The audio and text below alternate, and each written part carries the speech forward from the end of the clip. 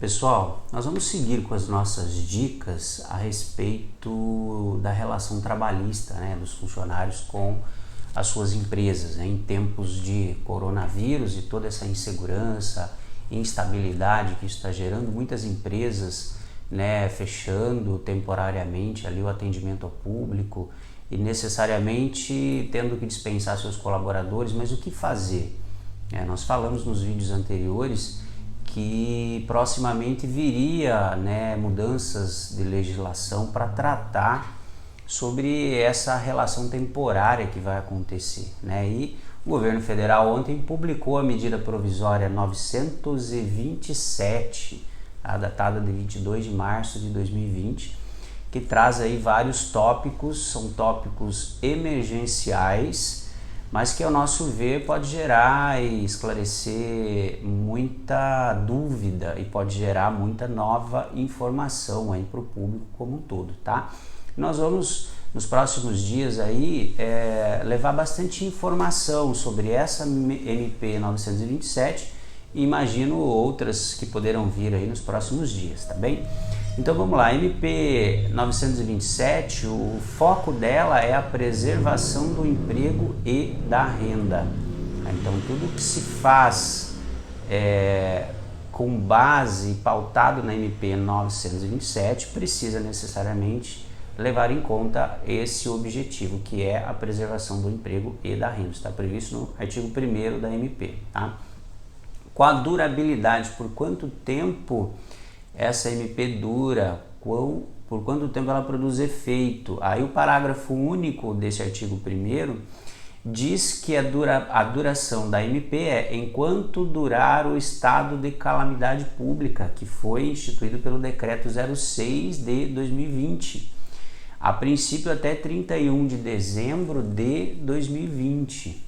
Ele pode ser prorrogado, pode ser antecipado, dependendo do andamento da situação social do nosso país, o agravamento ou até a melhora do estado social, da evolução aí do problema do coronavírus. Então, a princípio, essa MP dura até 31 de dezembro de 2020. Aí você faz a pergunta, mas Rones, a MP não tem validade limitada? Tem sim, a validade inicial da MP ela é de 2 meses, 60 dias, prorrogável automaticamente por mais 60 dias, ou seja, 120 dias. Mas até 31 de dezembro tem mais de 120 dias, ok? Então, possivelmente, são duas situações. Ou essa MP deverá ser convertida em lei para que o efeito dela continue, ou se criará nova MP antes dos 120 dias, tá bem? Mas o fato é que de hoje, que é a publicação da MP, por mais 120 dias, essas regras estão válidas. Aí o governo federal deverá ou transformar essa MP em lei, aí depende do Congresso, ou criar uma nova MP, caso o Congresso não transforme essa MP em lei. Ok, pessoal? Só para esclarecer aí a questão jurídica de validade da MP. Aí o artigo 2º, os empregadores e empregados poderão celebrar acordos escritos que terão preponderância sobre demais instrumentos normativos legais e negociais, respeitados os limites condicionais. Então, esse artigo 2º, ele dá uma autonomia para que empregadores e empregados celebrem acordos escritos sobre a sua relação de trabalho. Esses acordos eles terão preponderância sobre as situações legais e sobre situações negociais, ou seja, aquelas que têm a intervenção de sindicatos, de categorias, etc. Sempre lembrando, esses acordos devem levar em conta o escopo da MP, que é a preservação do emprego e da renda, ok?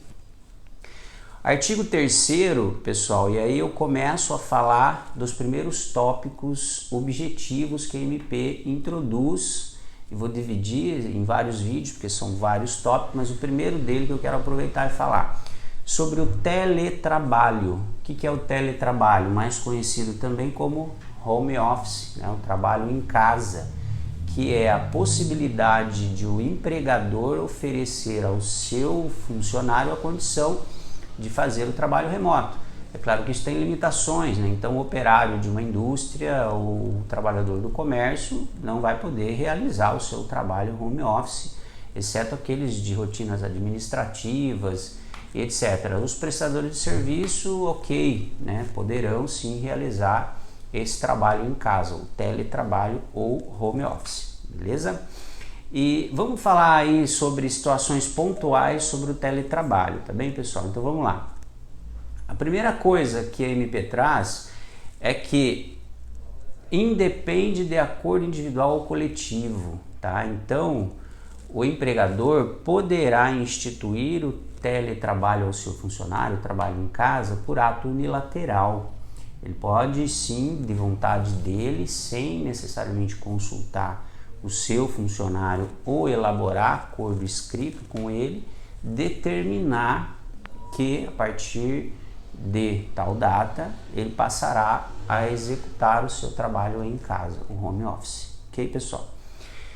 Segundo item, é dispensado o registro prévio da mudança do regime.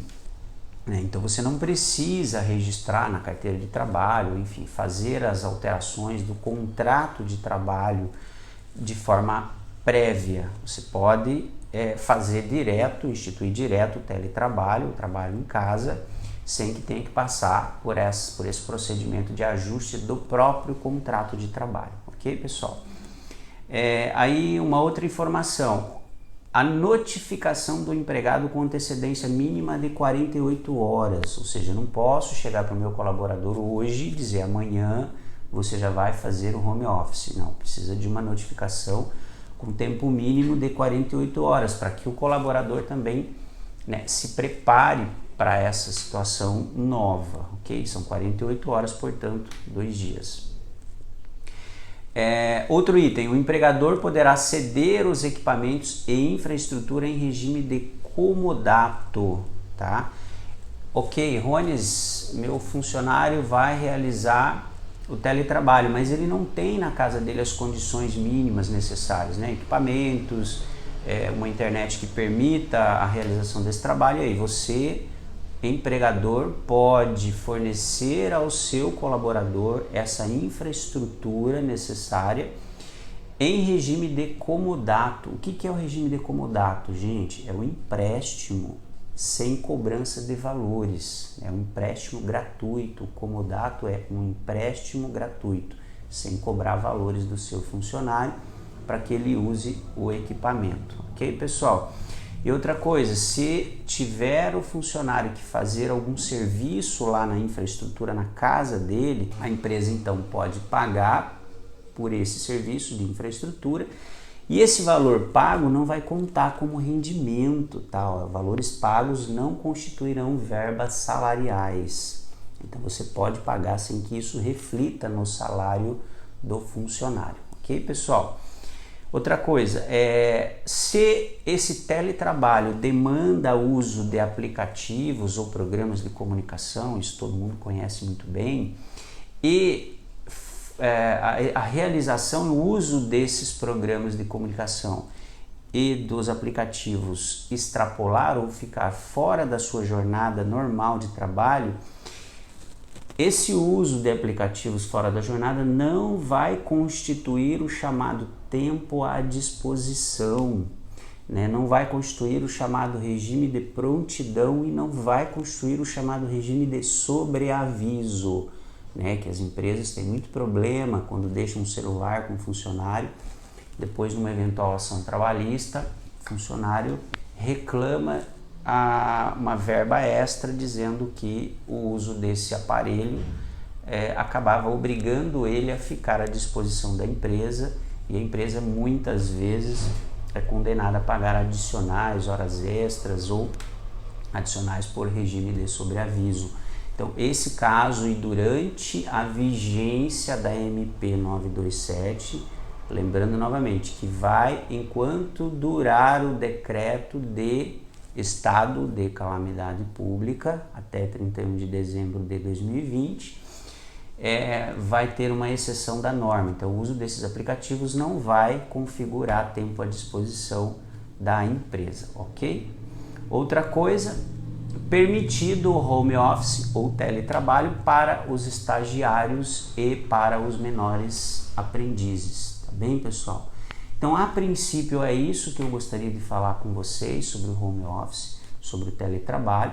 A gente novamente se coloca à disposição aí de vocês, dos nossos clientes e do público como um todo, para esclarecimentos que vocês tiverem dúvidas a respeito, né, de toda essa temática. E aí a gente vai passar essa semana toda esclarecendo pontos sobre a MP 927. O primeiro ponto foi o teletrabalho. Aí são vários outros, terão antecipação de férias individuais, férias coletivas, a própria suspensão do contrato de trabalho, está tudo previsto e que nós já falaremos na sequência a respeito, ok? Muito obrigado, um bom dia a todos.